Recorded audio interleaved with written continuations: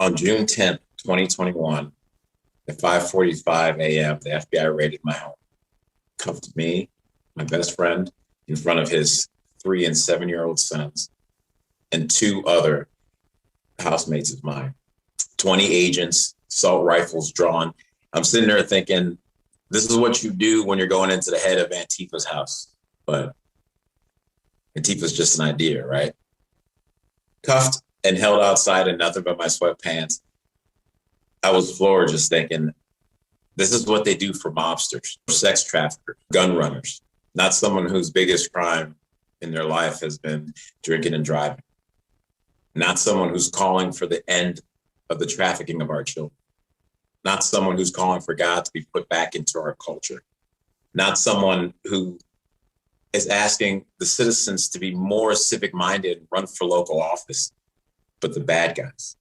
But no, there they were in my home, and 5 hours of interrogation, denial of legal counsel, producing a warrant only hours after they begin their search, going through my personal property, taking photos, taking my laptops, my cell phone, and two MAGA hats, among other things, effectively blocking my way to make a living in this new digital world that's been developed. One can only imagine what happens to the mind, body, and soul in such a shock and awe moment. And after they left and the dust settled, all I wanted to do was scream to the world how deeply wrong all of this was. That was the easy part. The hard part was the quiet moments. Those moments where darkness and despair could take over. But thank God for God. He's taught me to take a pause, meditate, and pray. And like many times before, I did. And the answers came. As tears of frustration rolled down my face, I heard, this is the time. This is what we've been preparing for. And don't worry, I got you.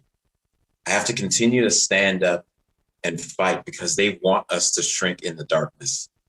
I'm not one of the 500 citizens still held in DC with no due process. I can still stand up and fight. I'm not the 72-year-old man shackled from ankle, waist to wrist in front of his grandchildren. I can still stand up and fight.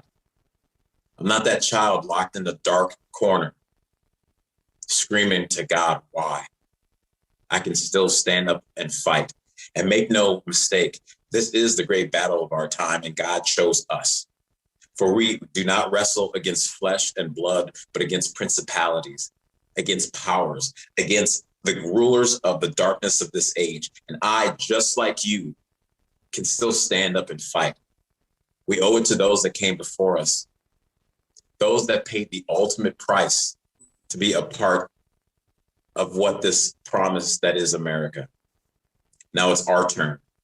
It's our turn to be added to the great story that is America and fight for her. So I say again, thank you, Larry. Thank you, Asher, for giving me a time just to speak a little bit of what happened to me and what's going on today. God bless all of you, and God bless the United States of America.